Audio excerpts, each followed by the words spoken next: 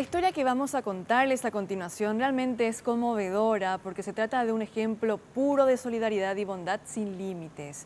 80 estudiantes, profesores y madres decidieron raparse la cabeza para demostrarle apoyo y cariño a una compañera de 9 años que lucha contra el cáncer y volvió al colegio para seguir estudiando. Esto ocurrió en Estados Unidos. Para los 80 estudiantes que se han rapado solo es cabello, pero para su compañera Marley Pack es mucho más que eso, es su vida.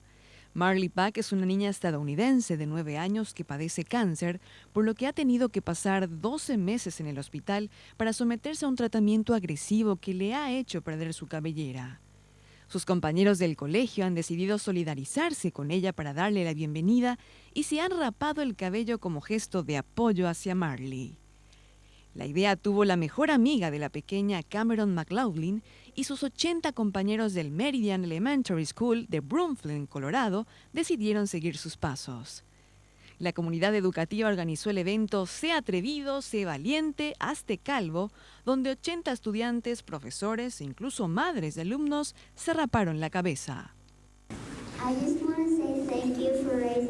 Solo quiero agradecer a todos por haber donado dinero para los niños, expresó Marley al auditorio.